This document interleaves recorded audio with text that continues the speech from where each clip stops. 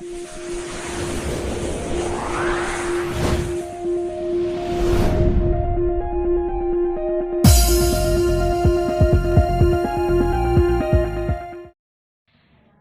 Morning बच्चों। जैसा कि आज का टॉपिक है फ्लूइड प्रेशर, तरल दाब, क्लास 11 साइंस सेकेंड बुक, ठीक है, NCERT। इसमें दो टॉपिक है, नंबर फर्स्ट है फ्लूइड, नंबर सेकेंड है प्रेशर। यानी फ्लूइड का प्रेशर हम अभी यहाँ पढ़ना चाहेंगे, द्रव का दाब, ठीक है। तो सम प्रॉपर्टी ऑफ फ्लूइड हम यदि देखना चाहें, प्रॉपर्टी ऑफ फ्लूइड, तो हम जैसा कि जानते हैं कि जो मैटर है, यानी जो पदार्थ होते हैं, पदार्थ ये कितने टाइप के होते हैं? 3 टाइप के होते हैं पदार्थ की। जो स्टेट ऑफ मैटर है वो 3 रूपों में हम देखते हैं, 3 फॉर्म में देखते हैं। नंबर फर्स्ट सॉलिड, ठीक है। Number second liquid, and number third gas.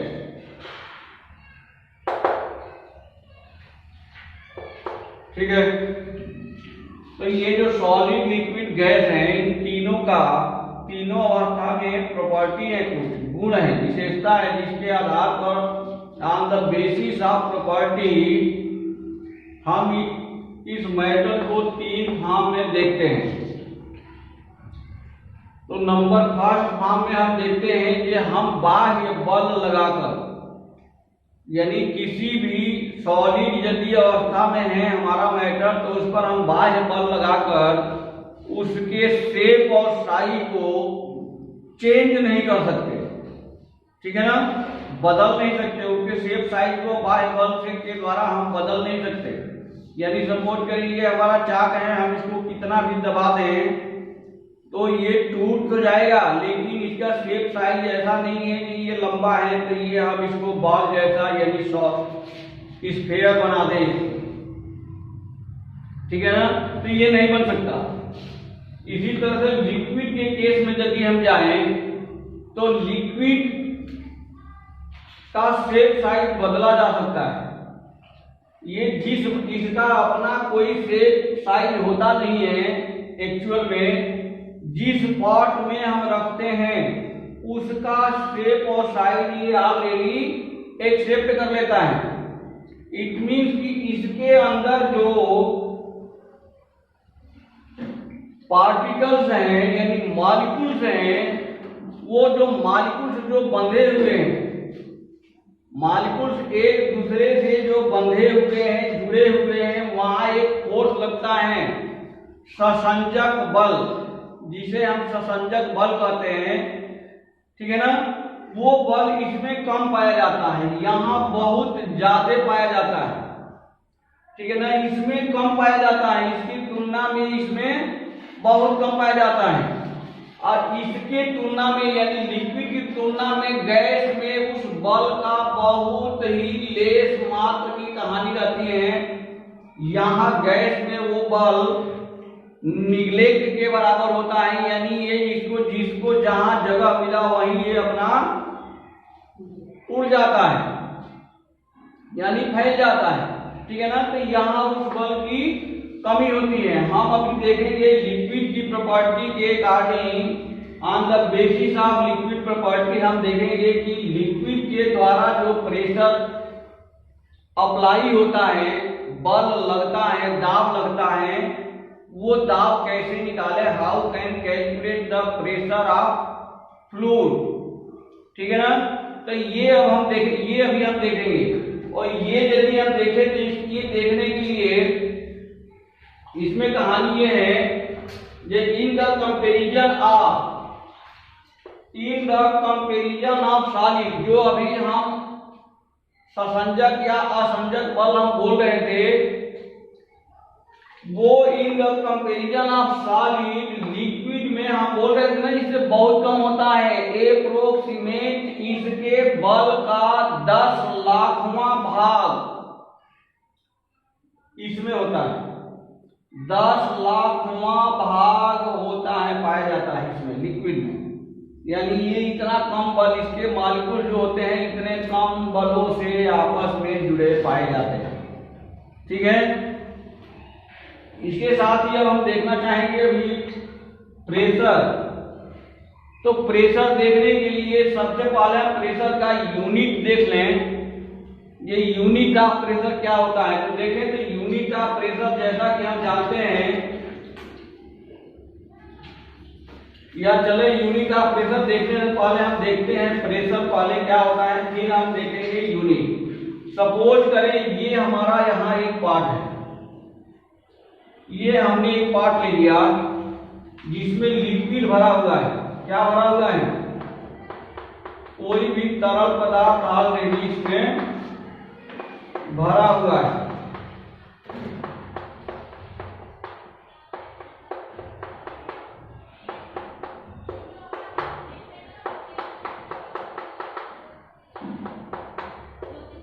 ये भरा हुआ है, लिक्विड भरा हुआ है। इसमें हम एक सॉलिड यानी ठोस पदार्थ हम इसमें इंसर्ट करना चाहते हैं।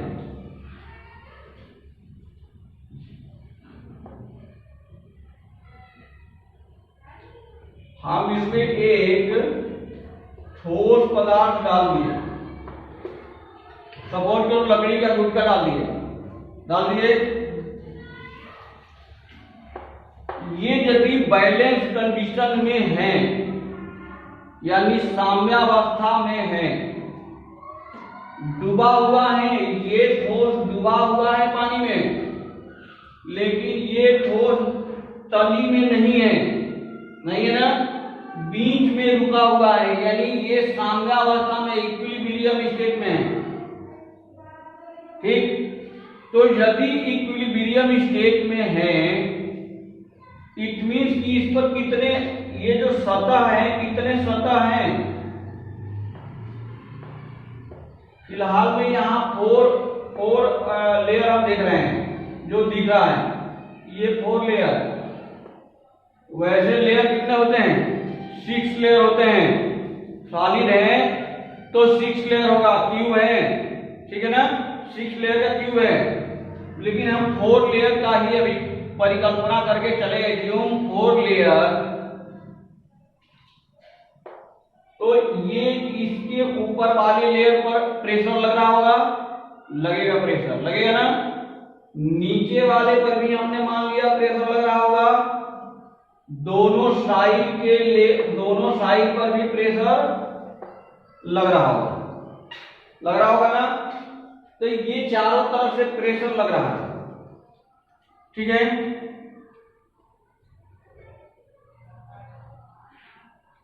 ये यदि चारों तरफ से प्रेशर इस पर लग रहा है तभी ये संतुलित अवस्था में है, अदरवाइज ये इस साइड या ऊपर या नीचे पहुंच जाता, ठीक है। और ये यदि बैलेंस कंडीशन में है, इट मीन्स कि इस पर जो बल लग रहा है वो बल चारों तरफ से क्या लग रहा है? इक्वल बल लग रहा है, ठीक है ना। लगने वाला बल डिवाइडेड बाई एरिया, जिस एरिया पर ये फोर्स अप्लाई हो रहा है, that ratio is called pressure. वो रेशियो ही हमारा क्या है? प्रेशर है, बल बटा क्षेत्रफल। तो यदि प्रेशर को हम P से डिनोट करें तो P इक्वल टू क्या हो जाएगा? F by A। यदि इस लेयर का एरिया हमारा A है, ठीक है ना, और F फोर्स लग रहा है चारों तरफ से, F लग रहा है फोर्स, ठीक है। अभी हम लोग देखेंगे बहुत बड़ा मैटर, यहाँ भी एक इंपॉर्टेंट पॉइंट क्लियर होगा कि जैसे नदी में तैरते समय आदमी डूब जाते हैं, डूबते हैं ना, तो वो देखेंगे अभी हम, या आदमी जो तैराक भी डूबता है, ऐसी बात नहीं जो तैरने नहीं जानता वो नहीं डूबता, ऐसा नहीं है, तैरने वाला भी डूब सकते हैं, ठीक है ना। लेकिन यहाँ से जो साइंटिफिक अभी निकल के आएगा पॉइंट, वो देखना अभी यहाँ दिखेगा, जहां पानी कम होता है वहीं चांस ज्यादा होता है डूबने का, जहां पानी ज्यादा होगा, बहुत गहरा, ज्यादा के मतलब बहुत गहरा, वहां जल्दी कोई डूबता नहीं है, वो नहीं डूबने देगा। क्यों नहीं डूबता, उसका रीजन इस चैप्टर के तहत इस पॉइंट में छुपा पड़ा है। अभी हम लोग आगे बढ़ेंगे तो पॉइंट अपने आप क्लियर हो जाएगा, ठीक है ना। तो ये पॉइंट यदि समझ में आ गया तो यहां से हम यूनिट ऑफ प्रेशर यदि देखना चाहें, unit of pressure,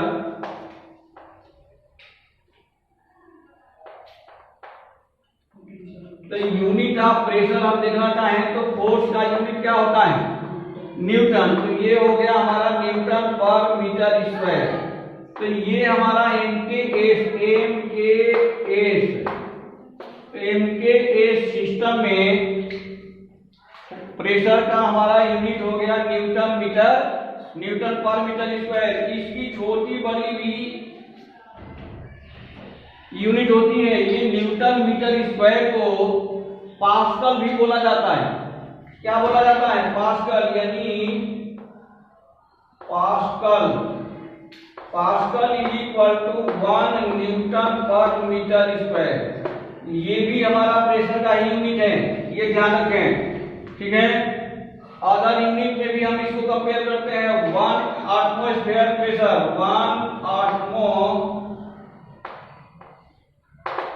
atmosphere pressure equal to, ये हमारा हो जाता है 1.013 इंटू 10⁵ पास्कल, ठीक है ना।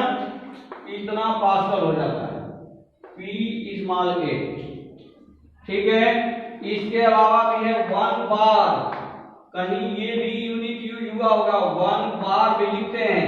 तो 1 बार हमारा ये हो जाता है 10⁵ pascal, 10⁵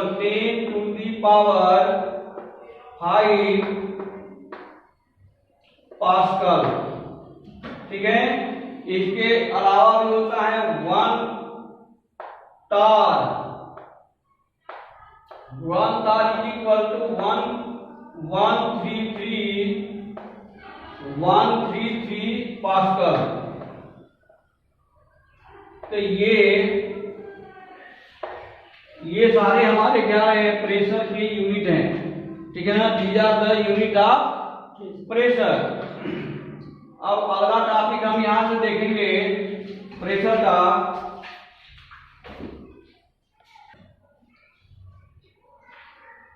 now our next topic है pressure exerted by fluid column, यानी तरल स्तंभ के कारण दाब। इसको समझने के लिए हमने एक बड़ा सा पॉट ले लिया जिसमें ऑलरेडी क्या भरा हुआ है, लिक्विड भरा हुआ है, यानी तरल पदार्थ ऑलरेडी इसमें भरा हुआ है, ठीक है।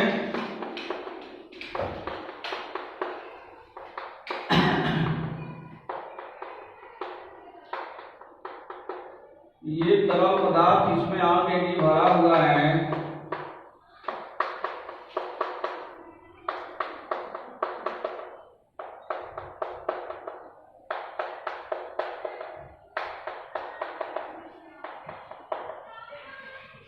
और ये शांत है, ये भरा हुआ है, कंप्लीटली फिलअप किया गया है।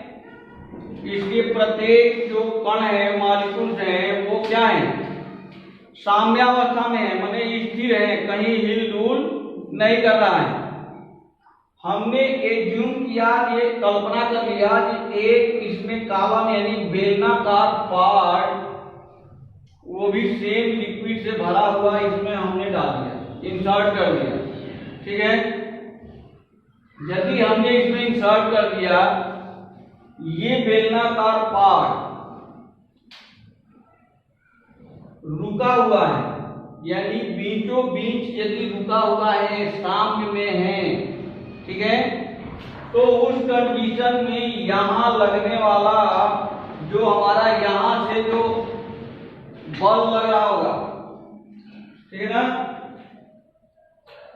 यानी यहां जो बल लग रहा होगा और यहां जो बल लग रहा होगा, इट मीन्स कि ये दोनों बल हमारा क्या है, इक्वल होगा, तभी ये बीचों बीच रुका है। यदि ये इक्वल नहीं रहता तो ये रुका नहीं रहता, नहीं रुका रहता ना।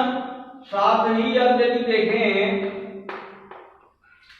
तो ये अच्छा ये दोनों दाब अलग अलग होगा, यहां ये दोनों दाब इक्वल यदि हम मान लें तो गलत हो जाएगा, अभी समझ में आएगा। ये दोनों दाब अलग अलग मान लें हम, यहाँ का दाब हमारा P1 है और यहाँ का दाब हमारा क्या है, P2 है, यानी टॉप का दाब हमारा P1 है, बॉटम का दाब हमारा P2 है। एरिया दोनों सेम है, यानी ये जो क्रॉस सेक्शनल एरिया है, ये जो बनाया गया है क्रॉस सेक्शनल एरिया, ये दोनों एरिया हमने क्या मान लिया है, ए है, क्योंकि बेलनाकार पार्ट है सीधा सीधा, तो ये क्रॉस सेक्शनल एरिया हमने मान लिया ए, ठीक है ना, इसमें कोई दिक्कत नहीं है। अब यदि हम देखें तो इसमें ये जो बेलनाकार पार्ट में जो लिक्विड भरा हुआ है इसका कुछ द्रव्यमान होगा ना, तो ये द्रव्यमान यदि m है तो ये भी नीचे की तरफ हमारा फोर्स लगा रहा है, यानी ये है हमारा mg, ये mg बल नीचे ही कार्य कर रहा है ना। अब P1 दाब नीचे लग रहा है, mg बल भी नीचे लगा रहा है, अब P2 जो दाब है वो नीचे से ऊपर लग रहा है ना। इसके बावजूद अब इस पर 3 बल कार्य कर रहा है, 2 दाब यहां दिख रहे हैं और तीसरा हमारा mg सेंटर से लग रहा है, ठीक है। अब यहां से यदि हम चलें, इसको भी यदि हम बल, ये बल है, भार है तो भार भी बल है। अब यहाँ जो प्रेशर लग रहा है इसको भी हम फोर्स के रूप में कन्वर्ट कर लेते हैं, तो P1 इंटू ए हो जाएगा। तो यहाँ जो लगने वाला बल है वो हमारा हो गया P1 इंटू ए, और नीचे से जो बल लग रहा है वो P2 इंटू ए हो गया, ठीक है। अब यहाँ लिख सकते हैं कि फॉर इक्विलिब्रियम कंडीशन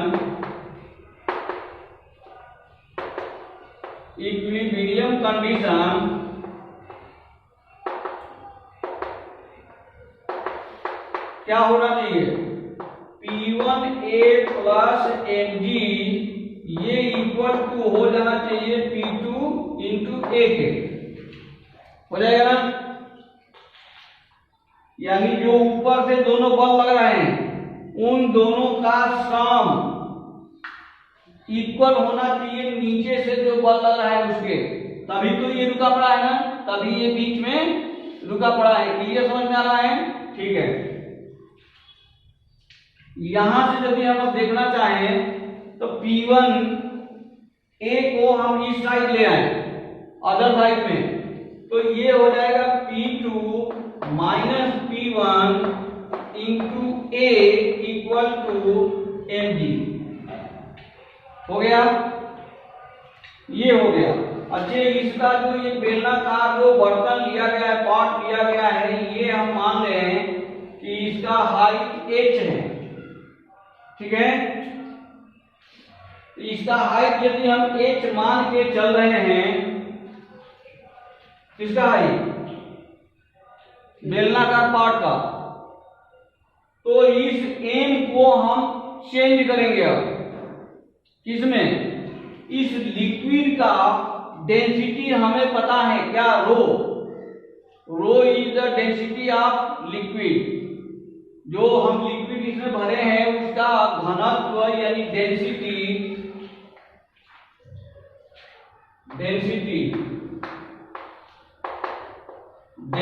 हमने मान रखा है क्या है, रो है।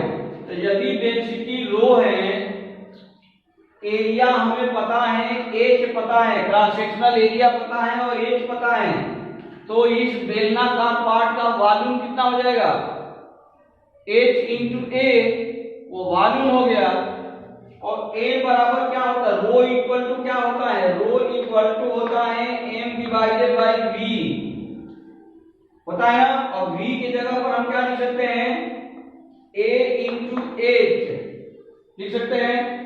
अब इस AH को क्रॉस मल्टीप्लिकेशन कर दें तो M बराबर क्या हो जाएगा, रो AH, ये होगा ना। M इक्वल टू निकल के आ गया, ये लिक्विड का डेंसिटी है, ये एरिया ऑफ क्रॉस सेक्शन है, और H equal to height of the pot है, जो हम वो इसमें इंसर्ट कर रखे हैं।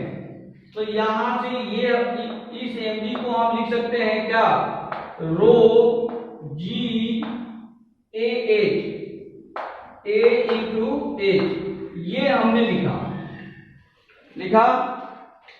यहां से जब देखते हैं दोनों साइड में ए और ए दिख रहा, तो ए को हम क्या कर सकते हैं, कैंसिल कर दें। यदि ए को कैंसिल कर दें तो ये हो गया P2 minus P1 equal to rho G H, ये मिला, ठीक है। इससे अभी कुछ और मिल जाएगा। अब यदि हम ये मान लें, क्या मान लें,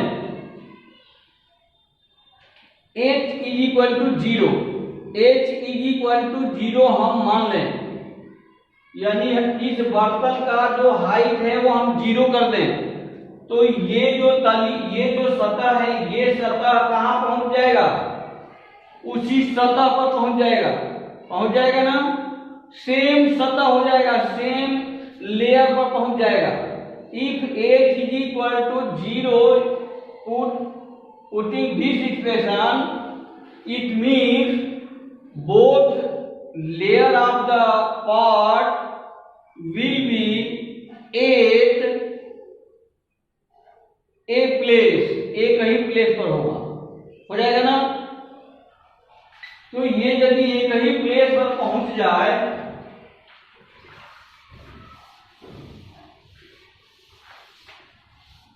अब हम यहां लिख भी ले वो, if H is equal to 0, then the layer of top and bottom of the pot will be same layer, एक ही लेयर हो जाएगा, सेम लेयर हो जाएगा। और ये यदि हो गया तो हमारे एक्सप्रेशन के अनुसार, according to our expression, formula expression क्या हो जाएगा, P2 minus P1 equal to 0, ये पोर्शन 0 हो गया, और P2 इक्वल टू P1, यानी समान सतह पर लगने वाला तरल पदार्थ का दाब हमेशा क्या होता है, इक्वल होता है। यदि हम एक ही सतह ले लें तो उस सतह पर चाहे नीचे से दाब पड़ रहा हो, चाहे ऊपर से दाब पड़ रहा हो, वो दाब क्या हो जाता है, इक्वल हो जाता है, समान हो जाता है ना। तो इस एक्सप्रेशन से ये हमें निकला, ये समान सतह पर, द्रव के तल में समान सतह पर लगने वाला दाब यानी pressure will be equal to each other, ठीक है ना। तो ये कहानी हम लोगों ने अभी क्लियर किया।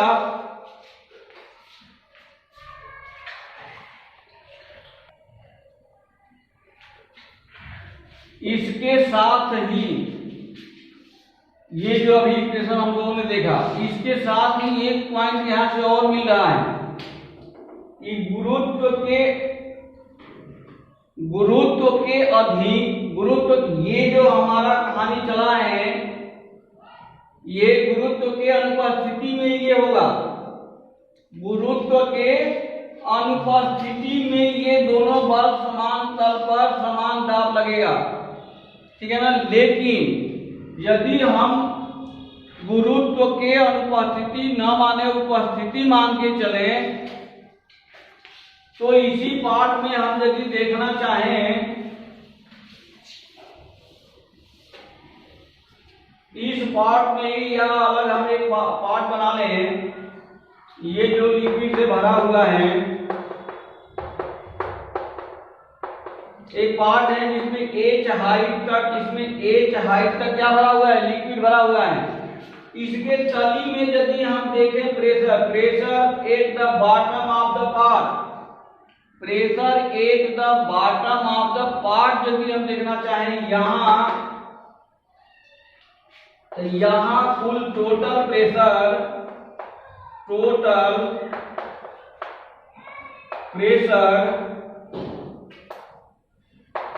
will be equal to, क्या हो जाएगा, इसके ऊपर कौन सा दाब पड़ रहा है, वायुमंडलीय दाब पड़ रहा है, एटमॉस्फेरिक प्रेशर पड़ रहा है, इसमें एटमॉस्फेरिक प्रेशर ऊपर से आ रहा है, तो ये हो जाएगा equal to atmospheric pressure, atmospheric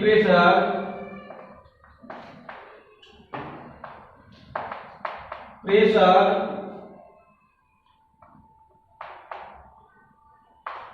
plus rho G H plus rho G H, ये पड़ रहा है, ये प्रेशर लगेगा at the bottom of the pot, ठीक है ना। क्योंकि इसमें जो लिक्विड भरा हुआ है इसका द्रव्यमान होगा, इसका द्रव्यमान कितना होगा, तो इसका द्रव्यमान निकालना यदि चाहें तो m इक्वल टू क्या हो जाएगा, rho multiply by a into h, ठीक है। वो ये वाला h, ये वाला a कैंसिल हो गया था अभी, P2 minus P1 into a से वो कैंसिल हो गया था, I इंटू जी। तो हम यदि बल देखना चाहें तो ये क्या आ जाएगा, रो जी एच। तो ये हमारा कुल दाब होगा eight the bottom of the pot. तो ये पॉइंट भी क्लियर रखें। नाउ नेक्स्ट है द्रव दाब के नियम, ठीक है, लॉ ऑफ लिक्विड प्रेशर, द्रव दाब के नियम। तो ये द्रव दाब के 2-3 नियम हैं, ये नियम भी अभी हम देख लेते हैं।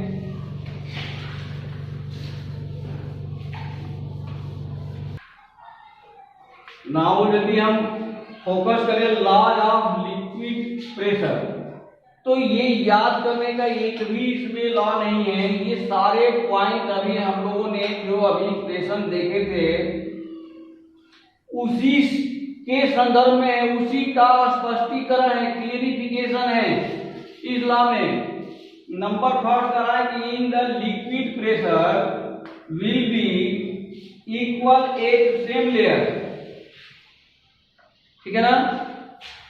द्रव में किसी बिंदु पर जो कि एक ही तल में है, एक ही तल में, द्रव में स्थित एक ही तल में स्थित जितने बिंदु हैं, सारे बिंदु पर जो दाब होता है वो क्या होता है, सेम होता है। Pressure will be equal at same layer, ठीक है ना। नंबर सेकंड का है कि प्रेशर ऑफ द लिक्विड, यानी जो द्रव का दाब है, ऑलवेज एक, हमेशा एक करता है, एक एक्स यानी सक्रिय होता है, लगता है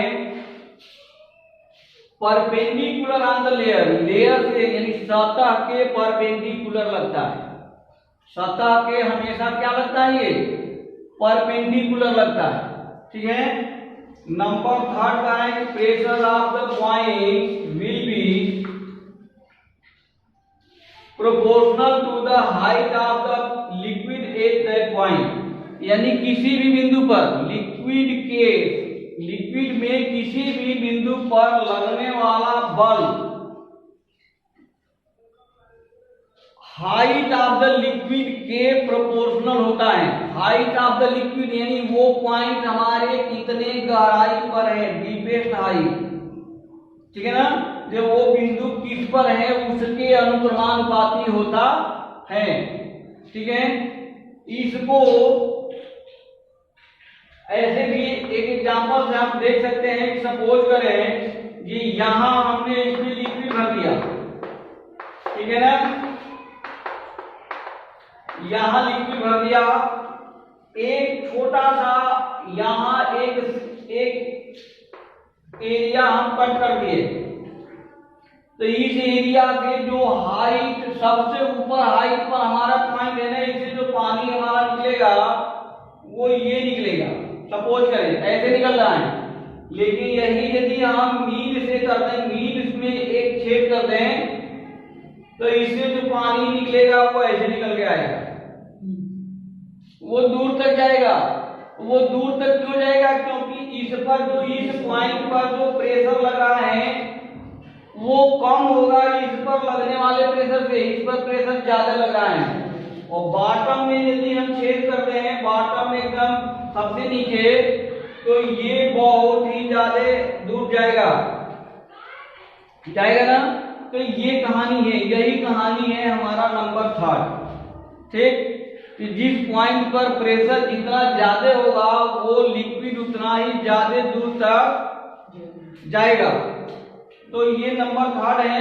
सिमिलरली ऐसे नंबर फोर्थ भी हम देखेंगे कि जो लिक्विड का डेंसिटी है उसके भी प्रोपोर्शनल, जो दाब होता है यानी pressure of the liquid will be proportional to the density of the liquid, यानी उसके डेंसिटी घनत्व के अनुक्रमानुपाती भी होता है।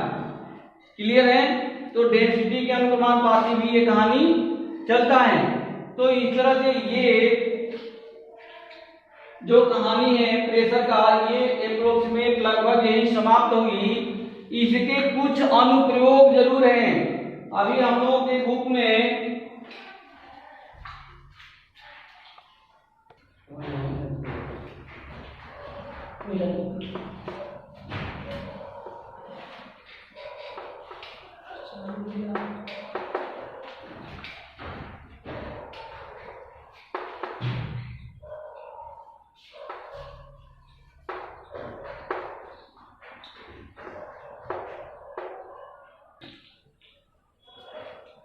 तो ये अभी तक जो हम लोग टॉपिक पढ़े हैं वो टॉपिक का ही ये एप्लीकेशन है, अनुप्रयोग है हाइड्रोलिक लिफ्ट। तो ये हम देखें ये कैसे काम करता है।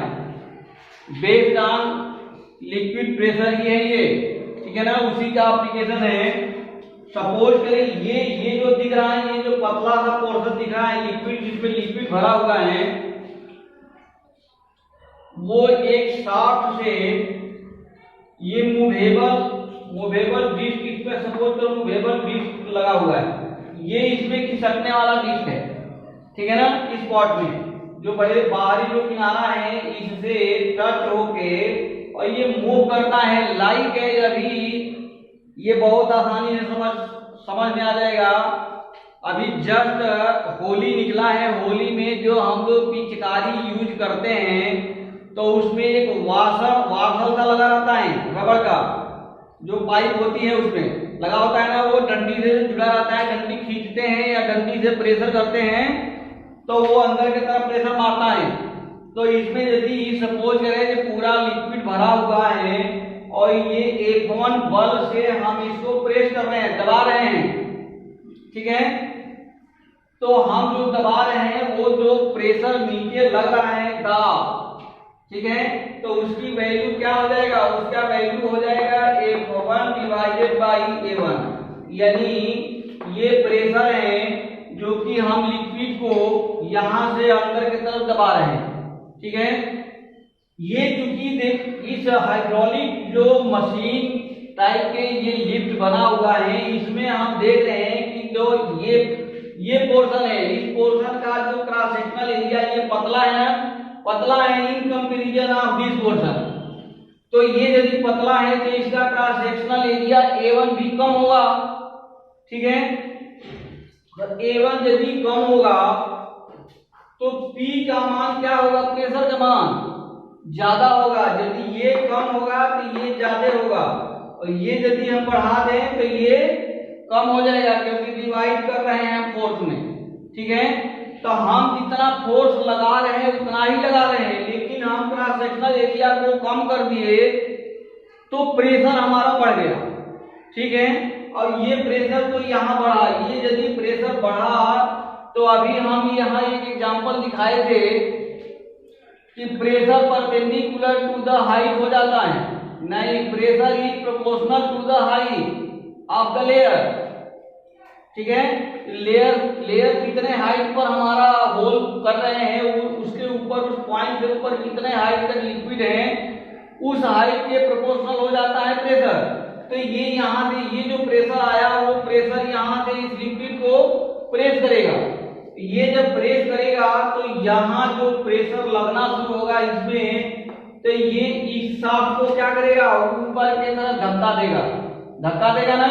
लेकिन यहाँ जो धक्का देने वाला दाब है वो दाब भी क्या है, इक्वल टू इसी दाब के, क्योंकि यहाँ कोई अलग से दाब तो जनरेट नहीं हो रहा। हम यहाँ से जो लिक्विड को प्रेशराइज कर रहे हैं, दैट प्रेशर रिएक्ट कर रहा है आगे सेकेंड पार्ट पर, सेकेंड सेक्शन पर। तो यहाँ भी हमारा ये P ही लग रहा है, लेकिन यहाँ का ये P इक्वल टू हो जाएगा F2 डिवाइडेड बाई A2। ये P हमारा काम कर रहा है F2 डिवाइडेड बाई A2 के। चूंकि दोनों प्रेशर हमारा सेम है तो यहाँ से हमें क्या मिल जाएगा, ये मिल गया F1 divided by A1 equal to F2 divided by A2, ये मिला। या इसको हम यहाँ से लिख सकते हैं, F2 यदि निकालना चाहें तो F2 इक्वल टू क्या हो जाएगा, F1 into A2 divided by A1। अब यहाँ बल लगने लगा। अब यदि देखें तो ये बल और ज्यादा हो रहा है, क्योंकि A2 A1 से क्या है, ग्रेटर देन है। A2 is greater than A1, A2 A से बड़ा है ना, A2 A से बड़ा है, ठीक है। तो यहाँ जो F2 का मान होगा वो F1 के मान से क्या हो जाएगा, ज्यादा हो जाएगा। हम तो बल लगा रहे हैं कम, लेकिन यहाँ जो धक्का देने वाला बल मिल रहा है वो बल का वैल्यू क्या हो रहा है, ज्यादा। इसीलिए कम से कम बल लगाकर अधिक से अधिक बोझ को उठा देना, ये बोझ है। यहाँ जो ये इस टाइप का पोर्शन बनाया गया था, ये पोर्शन दिखाने के लिए बनाया गया। ये क्या है, ये बोझ है, भार है, वेट है, ठीक है। ये हमारा वेट है। इस वेट को यानी कम से कम बल लगाकर अधिक से अधिक वेट को उठाने वाली जो डिवाइस है, दैट डिवाइस, और वो डिवाइस यदि बेस्ड ऑन लिक्विड पर काम कर रही है, ठीक है, तो उस डिवाइस को ही हम क्या कहते हैं, हाइड्रोलिक लिफ्ट मशीन, ठीक है।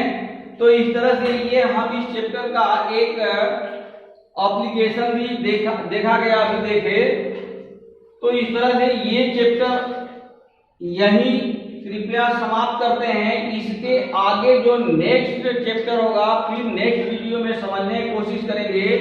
और ये पॉइंट, ये टॉपिक यदि समझने में अच्छा लगे, सहायक हो, हेल्पफुल हो, तो कृपया इसे लाइक, सब्सक्राइब और शेयर करना अवश्य ना भूलें।